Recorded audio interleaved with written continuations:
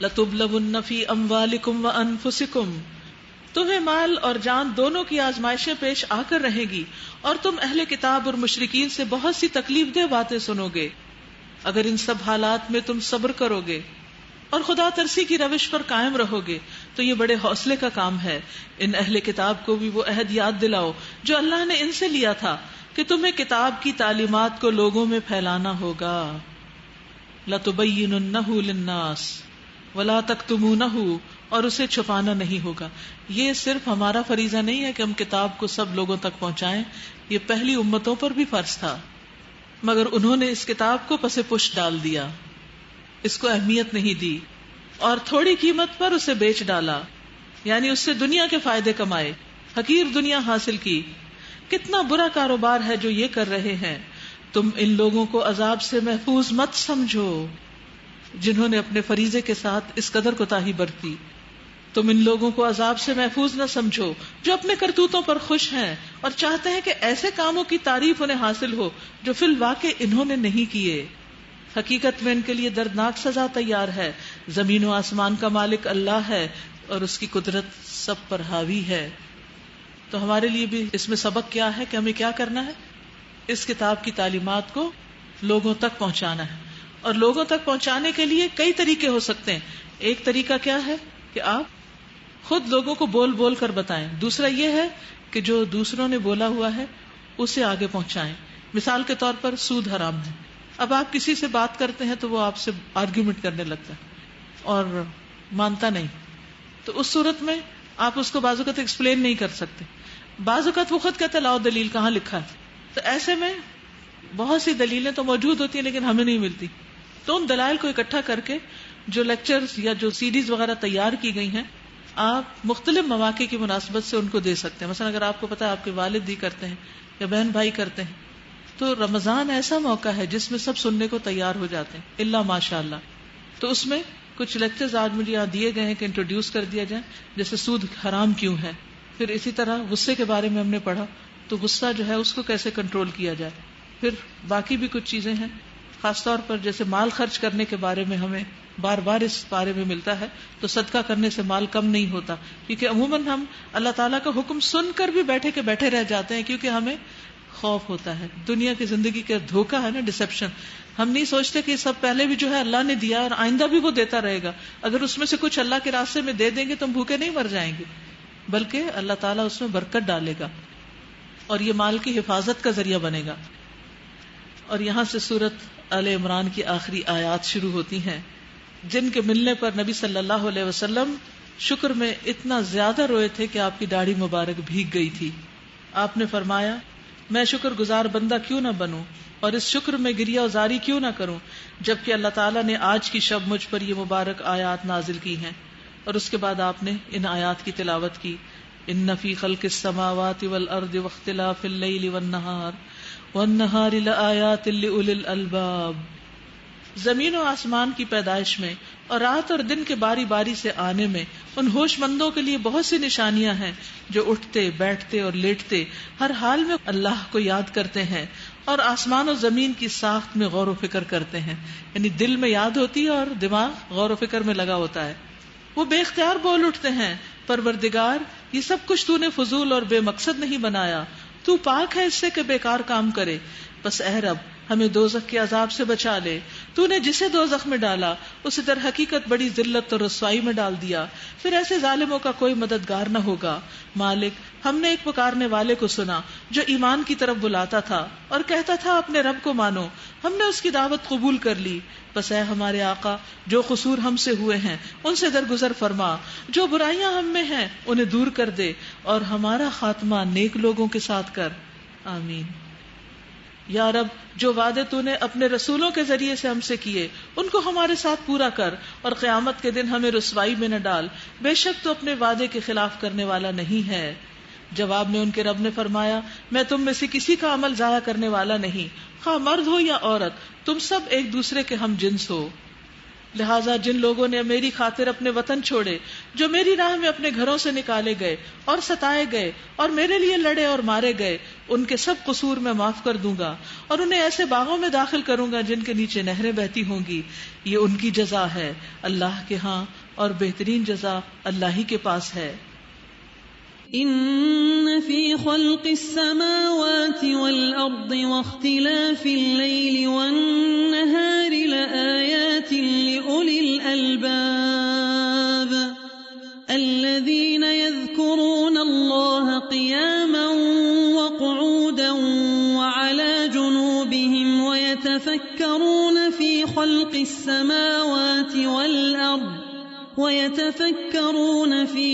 السماوات والارض ربنا ما خلقت هذا باطلا سبحانك فقنا عذاب النار. ربنا إنك من تدخل النار فقد أخزيته وما للظالمين من انصار. ربنا اننا سمعنا مناديا ينادي للإيمان ان آمنوا بربكم فآمنا. ربنا فاغفر لنا ذنوبنا وكفر عنا سيئاتنا وتوفنا مع الأبرار. ربنا وآتنا ما وعدتنا على رسلك ولا تخزنا يوم القيامة إنك لا تخلف الميعاد. لا يغرنك تقلب الذين كفروا في البلاد متاع قليل ثم مأواهم جهنم وبئس المهاد. لكن الذين اتقوا ربهم لهم جنات تجري من تحتها الأنهار خالدين فيها نزلا من عند الله وما عند الله خير للأبرار. اے نبی صلی اللہ علیہ وسلم، دنیا کے ملکوں میں خدا کے نافرمان لوگوں کا چلنا پھرنا تمہیں کسی دھوکے میں نہ ڈالے. یہ محض چند روزہ زندگی کا تھوڑا سا لطف ہے. پوری زندگی پہ اگر انسان انجوائے کرے اور اس کو کوئی تکلیف نہ پہنچے تو آخرت کے مقابلے میں اس کی کوئی حقیقت نہیں. رسول اللہ صلی اللہ علیہ وسلم نے فرمایا، قیامت کے دن جہنم والوں میں سے ایک آدمی کو لایا جائے گا جو اہل دنیا میں بہت زیادہ نعمتوں والا تھا. اس کو جہنم میں ایک غوطہ دیا جائے گا، پھر اس سے کہا جائے گا، اے ابن آدم، کیا تو نے کبھی کوئی بھلائی بھی دیکھی تھی؟ کیا تجھے کبھی کوئی نعمت بھی ملی؟ وہ کہے گا، اے میرے رب، اللہ کی قسم کبھی بھی نہیں. لیکن عموماً ہم کیسے دھوکہ کھاتے ہیں اور کتنی دفعہ کھاتے ہیں. دنیا میں اگر ہم کسی کو کسی بھی طرح کامیاب دیکھتے ہیں، اور ہماری کامیابی کا عموماً معیار کیا ہے کہ جو جتنا زیادہ مالدار ہے اتنا ہی کامیاب ہے، یا دنیا میں جو جتنا پاپولر ہے شاید وہ اتنا ہی کامیاب ہے، یا دنیا میں اس کو کوئی بہت بڑا عہدہ یا رتبہ یا مرتبہ مل گیا تو وہ بہت کامیاب ہے.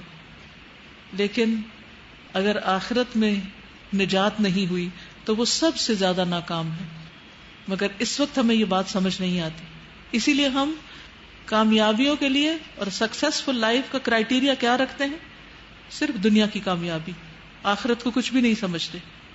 تو یہاں کامیابی کا معیار دے دیا گیا، جو آگ سے بچا لیا گیا اور جنت میں داخل کر لیا گیا وہ دراصل کامیاب ہوا. تو دنیا کے چند روزہ زندگی کے یہ فائدے، یہ لطف تمہیں دھوکے میں نہ ڈالیں. ایسے لوگ سب جہنم میں جائیں گے جو بدترین جائے قرار ہے، یعنی خدا کی نافرمانی کے ساتھ جو زندگی بسر کر رہے ہیں. برعکس اس کے جو لوگ اپنے رب سے ڈرتے ہوئے زندگی بسر کرتے ہیں ان کے لیے ایسے باغ ہیں جن کے نیچے نہریں بہتی ہیں، ان باغوں میں وہ ہمیشہ رہیں گے. اللہ کی طرف سے یہ سامان ضیافت ہے ان کے لیے، اور جو کچھ اللہ کے پاس ہے نیک لوگوں کے لیے وہی سب سے بہتر ہے. اہل کتاب میں بھی کچھ لوگ ایسے ہیں جو اللہ کو مانتے ہیں، اس کتاب پر ایمان لاتے ہیں جو تمہاری طرف وہی بھیجی گئی، اور اس کتاب پر بھی ایمان رکھتے ہیں جو اس سے پہلے خود ان کی طرف بھیجی گئی تھی. اللہ کے آگے جھکے ہوئے ہیں اور اللہ کی آیات کو تھوڑی سی قیمت پر بیچ نہیں دیتے. ان کا اجر ان کے رب کے پاس ہے اور اللہ حساب چکانے میں دیر نہیں لگاتا. یا ایھا الذین آمنوا اصبروا وصابروا ورابطوا واتقوا اللہ لعلکم تفلحون. اے لوگو جو ایمان لائے ہو، صبر سے کام لو اور ایک دوسرے کو صبر کی تلقین کرو یا مقابلے پر صبر کرو، اور حق کی خدمت کے لیے کمر بستہ رہو یا ایک دوسرے سے رابطے میں رہو اور اللہ سے ڈرتے رہو. امید ہے کہ فلاح پاؤ گے. تو ہمیں کیا تلقین کی گئی ہے کہ ہم صبر سے کام لیں اور صرف خود صبر نہیں کریں، دوسروں کو بھی صبر کرنے کے لیے کہیں، اور کوئی اچھے سے اچھا صبر کر رہا ہو تو اس سے بڑھ کر صبر کرنے کی کوشش کریں، اور پھر دین کی خدمت کے لیے، حفاظت کے لیے ہمیشہ چوکس رہیں. اور اسی طرح رشتے ناتوں کا بھی آپس میں دینی دوستوں کے ساتھ تعلق کو درست رکھیں، اختلافات نہ کریں. اور یہ سب کچھ صرف اسی وقت ممکن ہوتا ہے جب انسان اپنی محبوب چیز اللہ کے راستے میں خرچ کر دیتا ہے، اپنی انا کو قربان کر دیتا ہے. پھر ہی وہ دوسروں سے محبت کر سکتا ہے، پھر ہی وہ دوسروں کے لیے قربانی کر سکتا ہے، پھر ہی وہ اسلامی سرحدوں کی حفاظت کے لیے رباط کا کام کر سکتا ہے کہ وہ اپنی زندگی کو رسک پہ لے آتا ہے تاکہ دوسروں کی زندگیوں کو محفوظ کر سکے. سورۃ النساء. بسم اللہ الرحمن الرحیم. یا ایھا الناس اتقوا ربکم الذی خلقکم من نفس واحدۃ وخلق منها زوجها وبث منهما رجالا كثيرا ونساء واتقوا الله الذي تساءلون به والارحام ان الله كان عليكم رقيبا. لوگوں اپنے رب سے ڈرو جس نے تم کو ایک جان سے پیدا کیا اور اسی جان سے اس کا جوڑا بنایا، اور ان دونوں سے بہت سے مرد اور عورت دنیا میں پھیلا دیے. اس رب سے ڈرو جس کا واسطہ دے کر تم ایک دوسرے سے اپنے حق مانگتے ہو، اور رشتے اور قرابت کے تعلقات بگاڑنے سے پرہیز کرو. یقین جانو کہ اللہ تم پر نگرانی کر رہا ہے. رسول اللہ صلی اللہ علیہ وسلم نے فرمایا، جب کوئی رشتہ دار، غور سے سنیے، جب کوئی رشتہ دار اپنے کسی رشتہ دار کے پاس جا کر ایسی زائد چیز کا سوال کرتا ہے جو اللہ تعالیٰ نے صرف اس کو عطا کی ہوتی ہے لیکن وہ اس پر کنجوسی کرتا ہے، تو ایسے آدمی کے لیے روز قیامت جہنم سے سانپ نکالا جائے گا جو اپنی زبان نکالے ہوئے ہوگا اور جسے شجاع کہتے ہوں گے، اور اسے ایسے آدمی کا طوق بنا دیا جائے گا. یعنی بعض اوقات شدید مجبور ترین رشتہ دار اپنے امیر رشتہ داروں کے پاس آتے ہیں جن کے پاس بہت کچھ ایکسٹرا ہوتا ہے جو ان کی مدد کر سکتے ہیں، اور پھر نہیں کرتے. کبھی اس ڈر سے کہ کریں گے تو پھر یہ ہم سے کہیں آگے نہ نکل جائیں، اور کبھی صرف بخل کی وجہ سے کہ ان کو دے کے ہم اپنا مال کم کیوں کریں، تو ان کی یہ سزا بتائے گی. یہ سلسلہ صحیحہ کی حدیث ہے، صحیح حدیث ہے. تو اس لیے رشتہ داروں کا ہر لحاظ سے خیال رکھنا ضروری ہے، ان سے بول چال رکھنی چاہیے، ضرورت کے وقت ان کی مدد کرنی چاہیے، ان کے کام آنا چاہیے، ان سے تعلقات منقطع نہیں کرنا چاہیے. اور اس پر اللہ تعالیٰ خود کو نگران بتاتے، ان اللہ کان علیکم رقیبا. یقین مانو بے شک اللہ تم پر نگرانی کر رہا ہے. جنگ احد کے بعد یہ صورت نازل ہوئی تھی. جنگ احد میں بہت سے مسلمان شہید ہو گئے تھے، 70 لوگ شہید ہو گئے تھے. گویا 70 گھرانوں میں بیوہ خواتین اور یتیم بچے اس حادثے کے نتیجے میں سامنے آئے. اب ان سب کی ضروریات کو پورا کرنا، انہیں تحفظ فراہم کرنا، ان کے مال کی حفاظت، ان کے مال کی تقسیم، یہ نئے مسائل تھے جس سے اس وقت کا اسلامی معاشرہ دوچار ہو رہا تھا. تو اس صورت کے اندر ان مسائل سے نبٹنے کے طریقے بتائے گئے ہیں. سب سے پہلے یتیموں کو ان کے مال واپس دو، اچھے مال کو برے مال سے بدل نہ لو، اور ان کے مال اپنے مال کے ساتھ ملا کر نہ کھا جاؤ، یہ بہت بڑا گناہ ہے. اور اگر تم یتیموں کے ساتھ بے انصافی کرنے سے ڈرتے ہو تو جو عورتیں تم کو پسند آئیں ان میں سے 2-2, 3-3, 4-4 سے نکاح کر لو. یہ اجازت کی بات کی گئی ہے، حکم کی نہیں. یہ حکم نہیں دیا جا رہا، صرف رخصت، اور وہ بھی اس وقت دی جا رہی ہے جب اس معاشرے کے اندر بہت سی خواتین بیوہ ہو گئی تھیں. لیکن اگر تمہیں اندیشہ ہو کہ ان کے ساتھ عدل نہیں کر سکو گے تو پھر ایک ہی بیوی کرو، یا ان عورتوں کو زوجیت میں لاؤ جو تمہارے قبضے میں آئی ہیں. بے انصافی سے بچنے کے لیے یہ زیادہ قرین ثواب ہے. اب ظاہر ہے کہ جو لوگ اللہ کی راہ میں جان دے چکے تھے اور اپنی جان دے کر اپنے بیوی بچوں کو بیوہ اور یتیم چھوڑ کے جا چکے تھے، انہوں نے اپنی پسندیدہ ترین چیز اللہ کی راہ میں قربان کر دی. اب اس بیوہ کا نکاح اگر کسی مرد کے ساتھ ہوتا ہے اور وہ پہلے سے شادی شدہ ہے تو کیا ہوگا؟ اس عورت کے لیے کتنی بڑی آزمائش ہے. لیکن وہ اس کو کس صورت میں ایکسپٹ کر سکتی ہے؟ اس مسئلے کے حل کے لیے جو ایک گھر کا نہیں 70 گھروں کا بن چکا ہے. اسی صورت میں جب لن تنالوا البر حتى تنفقوا مما تحبون، اپنی پسندیدہ ترین چیز اللہ کی راہ میں قربان کر کے، اور عورتوں کے مہر خوش دلی کے ساتھ فرض جانتے ہوئے ادا کرو، البتہ اگر وہ خود اپنی خوشی سے مہر کا کوئی حصہ تمہیں معاف کر دیں تو تم اسے مزے سے کھا سکتے ہو. حقیقت یہ ہے کہ جو شخص بیوی کو مہر دینے کی نیت نہیں رکھتا اور وہ اسی حال میں مر جاتا ہے تو حدیث میں آتا ہے کہ وہ قیامت کے دن اللہ سے اس حال میں ملاقات کرے گا کہ وہ زانی ہوگا. یعنی بیوی کو مہر نہ دینا اتنا بڑا جرم ہے. یعنی ایک طرف ہم دیکھتے ہیں نا کہ شادی کر رہا ہے مرد، بڑی عیاشی کر رہا ہے، اس کا تو کچھ نہیں، اس کو تو ایک ایک دو دو تین کی اجازت دی گئی ہے، لیکن دوسری طرف آپ دیکھیں مردوں پہ ذمہ داریاں بھی کتنی بڑی بڑی ہیں. اور اپنے وہ مال جنہیں اللہ نے تمہارے لیے قیام زندگی کا ذریعہ بنایا ہے نادان لوگوں کے حوالے نہ کرو، البتہ انہیں کھانے اور پہننے کے لیے دو اور انہیں نیک ہدایت کرو. یعنی یتیم بچوں کا مال ان کے دباؤ میں آ کر ان کے حوالے مت کر دو کہ اسے ضائع کر دیں، کیونکہ بعض اوقات بچوں کو کچھ خاندان کے لوگ سکھاتے پڑھاتے ہیں، دیکھو وہ تمہاری اماں نے جس سے شادی کی ہے نا وہ تمہارا سارا مال قبضہ کر کے بیٹھ گیا ہے تو اس سے اپنا مال واپس مانگو. حالانکہ انتظار اس بات کا کہ بچہ بالغ ہو تو اس کو دیا جائے. تو انسان کہتا ہے ٹھیک ہے مجھے کیا مصیبت پڑی ہے کہ میں اس کے مال کی حفاظت کروں، میں اس کو دے دیتا ہوں. تو اللہ تعالیٰ نے اس سے روکا کہ ایسا نہیں کرنا. بعض اوقات نادان لوگ نادانی کی باتیں کرتے ہیں لیکن صرف اپنے آپ کو بچانے کے لیے، دوسروں کا نقصان نہیں.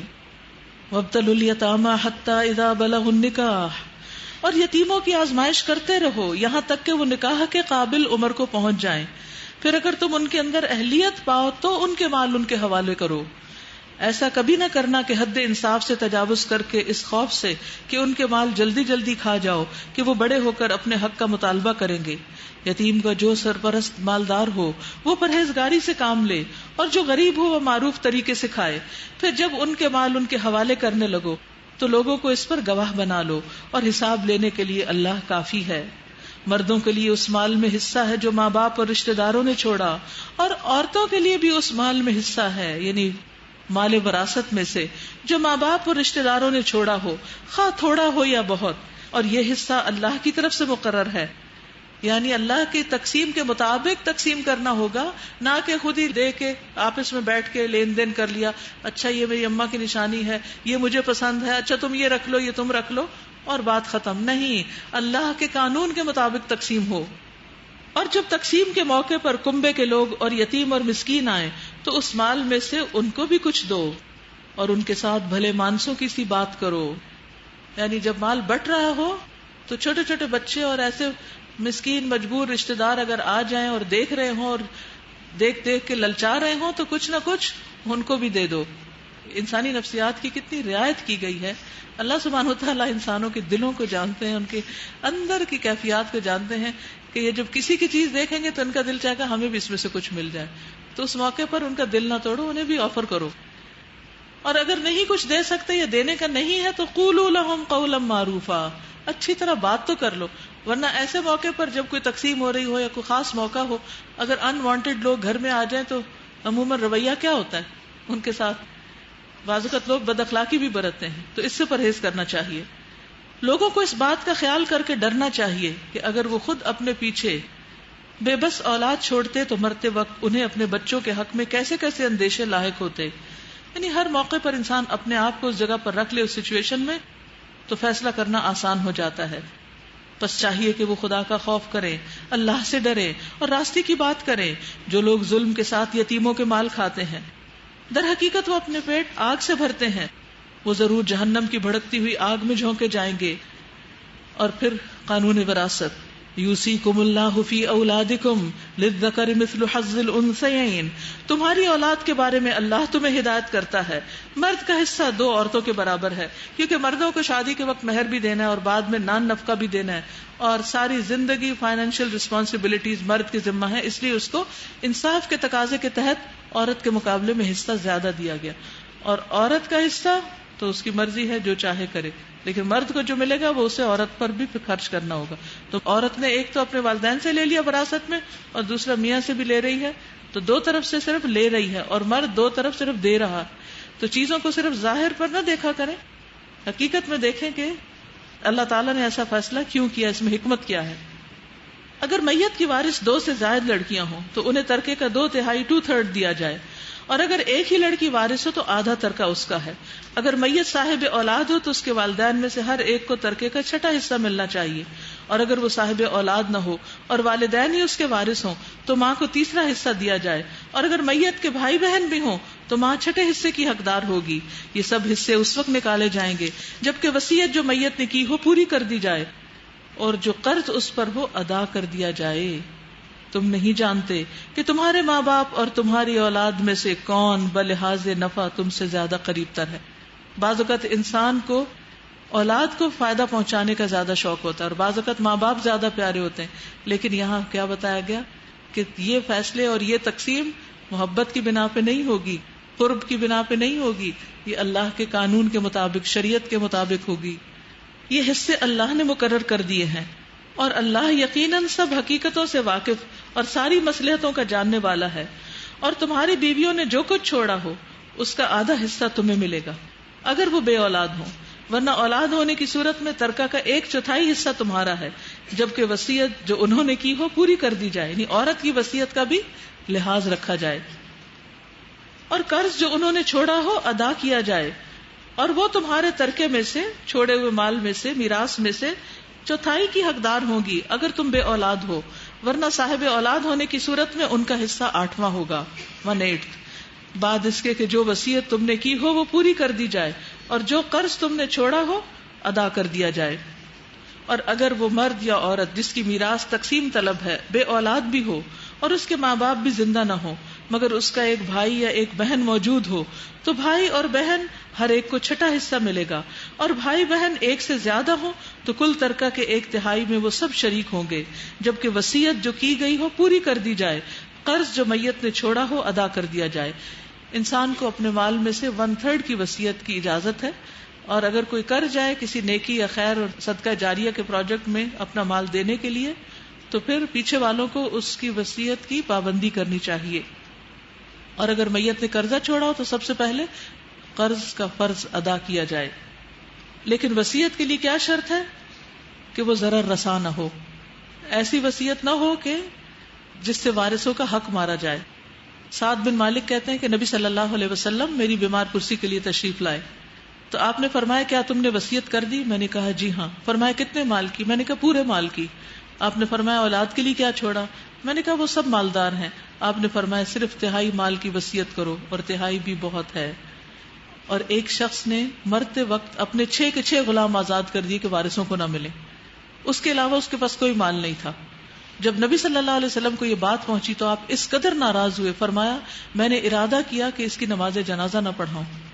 ایک اور روایت میں آتا ہے کہ ایک انصاری نے موت کے وقت اپنے غلام آزاد کیے تو آپ نے فرمایا اگر میں اس کے دفن کیے جانے سے پہلے حاضر ہوتا تو میں اسے مسلمانوں کے قبرستان میں دفن نہ کرتا۔ اس نے اللہ کے حکم کا انکار کیا ہے اور اللہ کو ناراض کیا ہے۔ یہ حکم ہے اللہ کی طرف سے، اور اللہ دانا و بینا اور نرم ہو ہے، یہ اللہ کی مقرر کی ہوئی حدیں ہیں۔ جو اللہ اور اس کے رسول کی اطاعت کرے گا اسے اللہ ایسے باغوں میں داخل کرے گا جن کے نیچے نہریں بہتی ہوں گی، اور ان باغوں میں وہ ہمیشہ رہے گا، اور یہی بڑی کامیابی ہے۔ اور جو اللہ اور اس کے رسول کی نافرمانی کرے گا اور اللہ کی مقرر کی ہوئی حدوں سے تجاوز کرے گا اللہ اسے آگ میں ڈالے گا۔ یعنی وراثت کی غلط تقسیم آگ میں لے جانے کا باعث ہے۔ اس لیے انسانوں کی محبت میں اللہ کے قانون کو مت بدلیں، وہ آگ جس میں وہ ہمیشہ رہے گا اور اس کے لیے رسوا کن سزا ہے۔ تمہاری عورتوں میں سے جو بدکاری کی مرتکب ہوں ان پر اپنے میں سے 4 آدمیوں کی گواہی لو، اور اگر 4 آدمی گواہی دے دیں تو ان کو گھروں میں بند رکھو یہاں تک کہ انہیں موت آ جائے یا اللہ ان کے لیے کوئی راستہ نکال دے۔ اور تم میں سے جو اس فعل کا ارتکاب کرے، یعنی ہومو سیکشوالٹی کی سزا بتائی جا رہی، اور تم میں سے جو اس فعل کا ارتکاب کرے ان دونوں کو تکلیف دو، پھر اگر وہ دونوں توبہ کر لیں اور اپنی اصلاح کر لیں تو انہیں چھوڑ دو کہ اللہ بہت توبہ قبول کرنے والا اور رحم فرمانے والا ہے۔ اسی لیے ہم دیکھتے ہیں کہ یہ صرف سزا نہیں بتائی گئی، اس سے پہلے بھی ہمیں بہت سی ایسی نصیحتیں اور ترتیبیں بتائی گئی کہ جس کی وجہ سے انسان کسی ایسے جرم کا شکار ہی نہ ہو۔ نبی صلی اللہ علیہ وسلم نے فرمایا کوئی مرد کسی دوسرے مرد کی پردے کی چیز نہ دیکھے، ستر نہ دیکھے، اور نہ کوئی عورت کسی دوسری عورت کے پردے کی چیز دیکھے، نہ کوئی مرد کسی دوسرے مرد کے ساتھ ایک کپڑے میں جسم کے ساتھ جسم ملا کر لیٹے، اور نہ کوئی عورت کسی دوسری عورت کے ساتھ ایک کپڑے میں جسم کے ساتھ جسم ملا کر لیٹے. اس چیز کو حرام قرار دیا گیا ہے. یعنی دو عورتیں ایک کپڑے میں نہیں لیٹ سکتی، اور خصوصاً کہ درمیان میں کوئی اور کپڑا بھی نہ ہو، کیونکہ اس سے انسان غلط راستوں کی طرف جاتا ہے. اور مردوں کے لیے بھی یہی حکم ہے. یعنی اصل گناہ تک پہنچنے سے پہلے ہی راستے میں رکاوٹیں ڈال دی گئی کہ اس راستے پہ بھی نہ جاؤ کہ جس کے نتیجے میں تم مصیبت میں جا پڑو گے. اور جو توبہ کر لیں تو اللہ تعالیٰ ان کی توبہ قبول فرما لیتا ہے. یعنی اگر پاسٹ میں کوئی ایسے گناہ کر چکا ہے تو اس پر توبہ کر لے تاکہ آخرت کی مصیبت سے بچ سکے. ہاں یہ جان لو کہ اللہ پر توبہ کی قبولیت کا حق انہی لوگوں کے لیے ہے جو نادانی کی وجہ سے کوئی برا فعل کر گزرتے ہیں اور اس کے بعد جلد ہی توبہ کر لیتے ہیں. ایسے لوگوں پر اللہ اپنی نظر عنایت سے پھر متوجہ ہو جاتا ہے. اور اللہ ساری باتوں کی خبر رکھنے والا اور حکیم اور دانا ہے. مگر توبہ ان لوگوں کے لیے نہیں ہے جو برے کام کیے چلے جاتے ہیں. انڈر لائن کر لیجئے، توبہ ان لوگوں کے لیے نہیں ہے جو برے کام کیے چلے جاتے ہیں. یعنی حکم پتہ چلنے کے بعد بھی یہ حرام کام کرتے چلے جا رہے ہیں، یہاں تک کہ جب ان میں سے کسی کی موت کا وقت آ جاتا ہے اس وقت وہ کہتا ہے کہ اب میں نے توبہ کی. اور اسی طرح توبہ ان کے لیے بھی نہیں ہے جو مرتے دم تک کافر رہیں. ایسے لوگوں کے لیے تو ہم نے دردناک سزا تیار کر رکھی ہے. یا ایھا الذین آمنو، اے لوگوں جو ایمان لائے ہو، تمہارے لیے یہ حلال نہیں کہ زبردستی عورتوں کے وارث بن بیٹھو. یعنی جب ان کے شوہر فوت ہو جائیں تو تم بلا وجہ ان کو اپنے قبضے میں کر لو یا کہیں اور شادی نہ ہونے دو. اور نہ یہ حلال ہے کہ انہیں تنگ کر کے اس مہر کا کچھ حصہ اڑا لینے کی کوشش کرو جو تم انہیں دے چکے ہو.